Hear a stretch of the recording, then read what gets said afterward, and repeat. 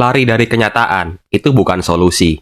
Namanya adalah Nozom, seorang murid Akademi Solminati, akademi bergengsi yang wajib punya nilai dan keterampilan tinggi. Kalau enggak, ya kamu bakal didiskriminasi dan bakal dilabeli dengan label nama hitam. Nozom punya sahabat sejak masa kecil, Ken dan Lisa. Bahkan hubungan persahabatan mereka sampai ke akademi. Sedangkan Lisa adalah kekasihnya sejak masa kecil. Awalnya Nozom nggak ada keinginan untuk bergabung di akademi ini. Hanya saja, dia selalu menyukai cerita dari ayahnya Lisa yang seorang petualang.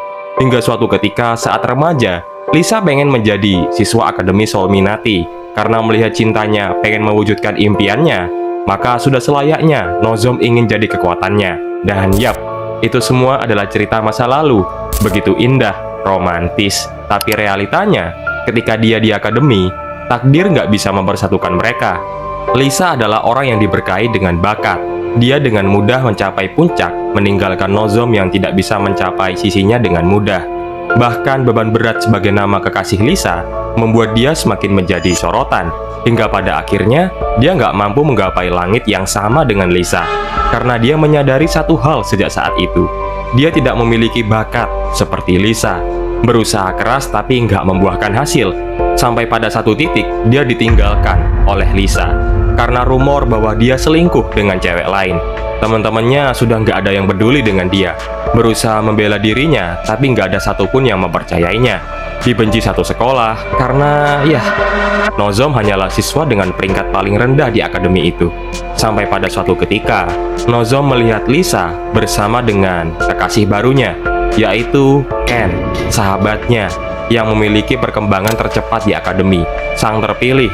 Ketika latihan, mereka tampak sangat serasi, saling melengkapi. Bahkan senyumannya begitu cerah daripada bersamanya. Bagai sebuah tembok tinggi yang tidak akan bisa dilewati oleh Nozom. Itulah Nozom, tidak punya bakat. Cintanya bertepuk sebelah tangan, tidak ada yang peduli dengannya. Siswa rendahan, dan bukan seorang pemenang.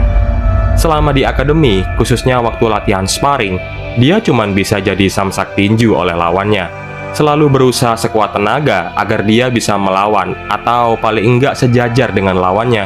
Cuman endingnya selalu kalah. Badannya babak belur, bahkan dokter dan guru wali kelasnya kadang nggak tega melihat Nozom yang hidupnya udah nggak adil bagi dia. Karena dikala orang lain berkembang pesat, dia justru dapat debuff alias kemampuan fisiknya ditekan habis-habisan. Jadi kemampuan aslinya kayak tersegel. Tapi selama dia mengidap ini, dia selalu tahu satu hal, menyerah bukan solusi. Satu-satunya cara agar dia bisa lari dari kenyataan pahit yang selama ini dialaminya, hanya berusaha keras latihan tanpa ada seorang pun yang tahu bagaimana dia selalu berjuang mati-matian. Di sebuah hutan bernama Spasim yang terkenal diisi oleh binatang-binatang buas, setiap hari Nozom selalu latihan di sana, bareng sama master rahasianya, Shino. Seorang wanita yang memiliki nasib sama kayak Nozom. Ketika dia melihat Nozom pertama kalinya, matanya seperti orang mati, gak ada harapan. Cuman seorang anak laki-laki yang melatih pedangnya tanpa tahu kemana arahnya. Di saat itu juga Shino merasa bahwa Nozom sama sepertinya dulu, lari dari kenyataan ke tempat di mana gak ada seorang pun yang menghakiminya atau menghinanya. Di suatu hari, secara nggak sengaja ketika latihan di hutan, Nozom ngelihat dua cewek yang lagi berburu binatang buas. Salah satu siswa terbaik di akademi, Iris, dan seorang penyihir kuat yang terkenal di akademi, Thelma. Dua orang berbakat yang membuat Nozom cuma bisa gigit jari. Ketika mereka lengah, tiba-tiba ada seekor beruang yang mau menyerang mereka.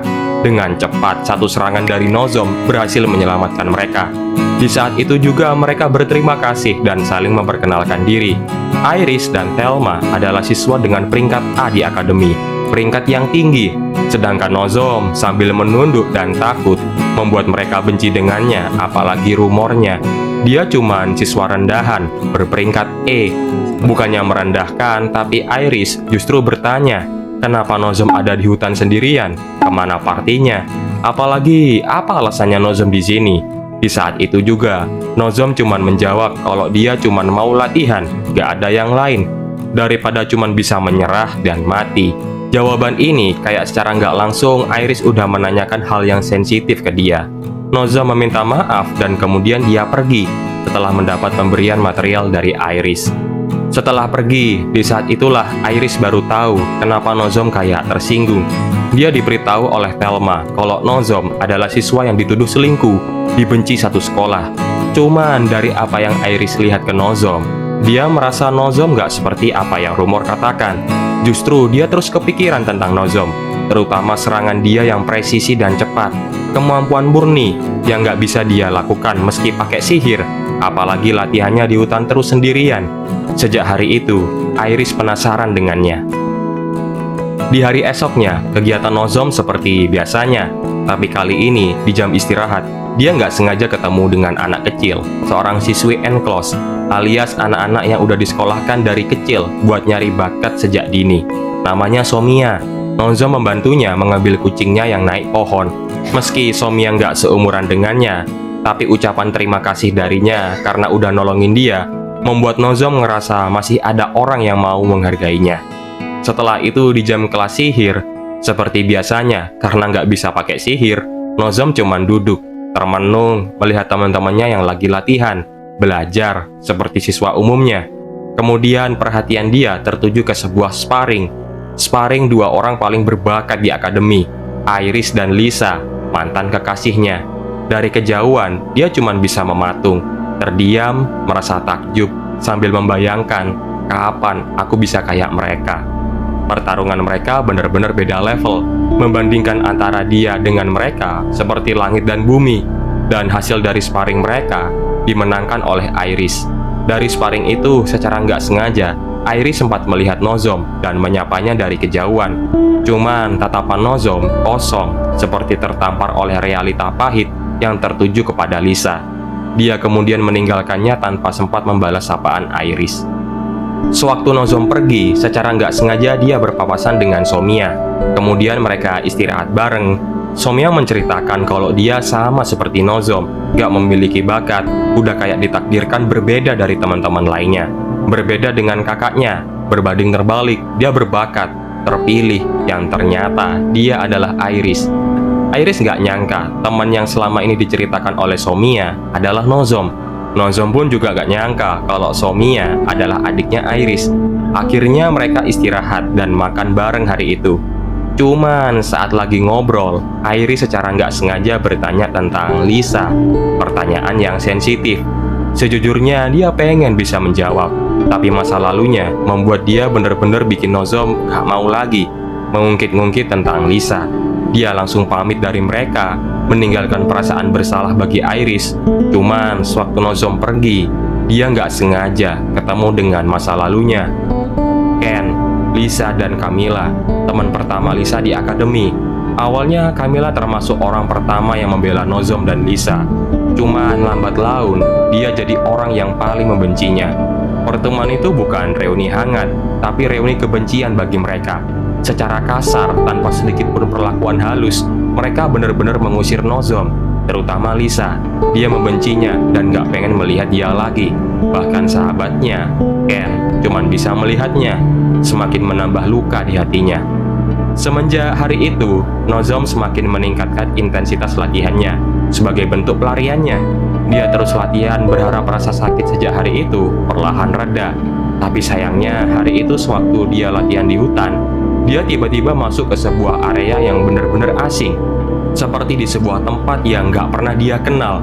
Dan ternyata tempat itu adalah di mana sang Raja Naga, Tiamat, disegel. Naga kuno yang benar-benar cuma jadi legenda.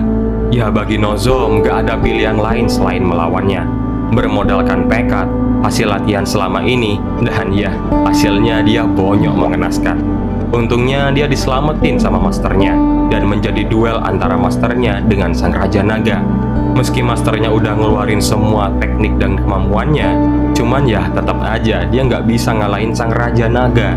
Di saat pertarungan itu, Nozom berada di ambang kematiannya, mengingat masa-masa pahit yang mulai perlahan memakan kesadarannya. Hanya saja hari itu bukan hari kematiannya. Di saat-saat kritis, ya dia awaken. Satu-satunya alasan dia awaken karena keinginan hidupnya yang kuat. Perlahan tapi pasti, dengan tekadnya, dia memecahkan setiap rantai yang menekan kemampuan aslinya. Dan hari itulah sang Nozom asli lahir. Kemampuan yang selama ini disegel lepas. Kemampuannya udah nggak kayak Nozom yang kita kenal. Meski udah babak belur, tapi akhirnya Sang Raja Naga Tiamat mati. Kekuatan Sang Raja Naga akhirnya masuk ke dalam Nozom. Sejak dia membunuh naga, satu pertanyaan yang masternya berikan kepadanya, apa yang akan dia gunakan kekuatan ini nanti ke depan? Karena kekuatan sang naga itu udah mengalir dalam dirinya.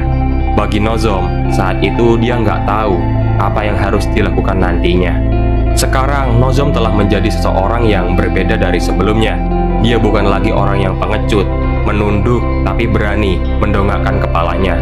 Bahkan sewaktu latihan sparring lagi sama Mars, siswa kelas yang paling demen menindas Nozom sewaktu sparring, dia kaget dengan kemampuan Nozom yang nggak kayak biasanya.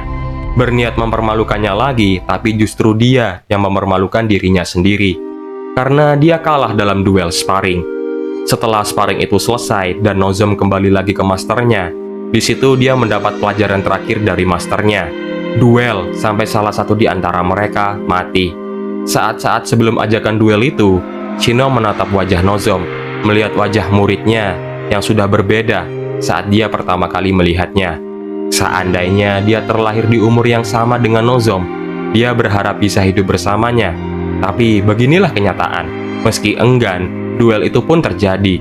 Sewaktu sparring, jujur, Nozom seperti enggan buat membalas setiap serangan masternya. Karena dia nggak tahu kenapa masternya mengajak duel sampai salah satu di antara mereka mati. Sampai saat satu tebasan dari masternya mengenai Nozom. Dan di saat itu juga, saat Nozom sekarat, masternya berkata kepadanya bahwa umurnya sudah nggak lama lagi. Dulu dia juga memiliki nasib yang sama dengannya, sama-sama dibuang, dikhianati, dan dibenci. Oleh karena itu, dia memohon agar Nozom menerima permintaan terakhirnya, pelajaran terakhir untuk melawannya dengan kekuatan penuhnya. Pada akhirnya, pelajaran terakhir dari masternya berhasil Nozom terima. Dengan kekuatan kiamat hari itu, dia berhasil mengalahkan masternya dalam duel, mengalahkan seseorang yang pertama kali menerimanya dengan hangat, menolongnya di saat Nozom tidak tahu arah, memberikan cahaya dari setiap ajarannya, dan hari itu, masternya menutup matanya untuk selamanya. Tidak ada lagi pelajaran berharga yang bisa dia ajarkan untuknya. Hari terus berganti, tidak ada cara lain selain melangkah ke depan. Sejak kematian masternya, Nozom telah naik kelas, dan dia tidak memiliki rasa takut lagi. Lari dari kenyataan bukan cara dia lagi, tapi berani untuk menghadap ke depan adalah apa yang saat ini ia lakukan. Bahkan sewaktu tes party, lagi-lagi Mars berusaha menjebaknya dengan mengkhianatinya dari belakang. Tapi tatapannya benar-benar berbeda. Sekali lagi, dia bukan orang pengecut. Dan sejak saat itu, Mars berusaha menguntitnya dari kejauhan, berharap bisa tahu apa metode pelatihannya selama ini, hingga suatu ketika ketahuan olehnya, dan dia, orang yang paling membencinya, justru menjadi rekan yang dekat dengannya. Suatu hari, Nozom bertemu lagi dengan Iris dan Thelma. Iris meminta maaf atas kejadian waktu makan siang dulu, yang udah menyinggung perasaannya. Iris kemudian mengajaknya dan Mars menghadiri ulang tahun adiknya Somia. Cuman, sewaktu hari ulang tahun, sebuah insiden yang gak diduga terjadi. Seseorang yang gak tahu siapa identitas aslinya datang ke acaranya dan ngerusuh. Dia berniat mengambil barang sihir dalam tubuhnya Somia yang udah menempel dengan jiwanya. Jadi, dengan mengambil jiwanya Somia, maka barang sihirnya bisa terlepas. Sebagai kakaknya, Iris pasti ya ngelindungi adiknya. Bareng sama teman-temannya, dia berusaha melawannya, tapi nggak sanggup. Awalnya Nozom hanya melihat, nggak tahu harus berbuat apa. Apalagi kalau kekuatan aslinya dilepaskan, dia takut diperlakukan menjadi seorang monster, dan pada akhirnya dibenci lagi. Cuman melihat mereka nggak sanggup melawan, maka satu-satunya jalan dia harus membantunya. Bersama dengan Iris, mereka berusaha sekuat tenaga melawan orang tersebut.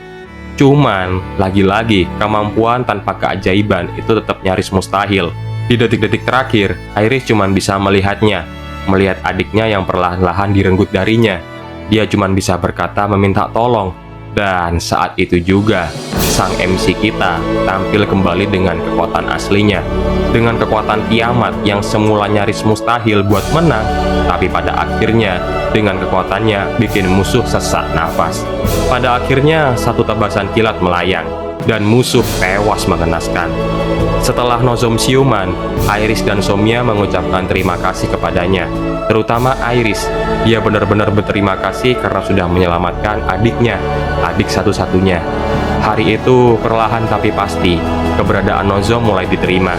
Terima kasih yang sudah menonton video ini hingga akhir.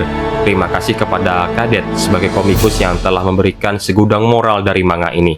Sederhana aja dan simple. Minder boleh, tapi jangan lupa untuk tetap berusaha keras demi dirimu sendiri. Judul manga ini adalah Ryusa no Ori.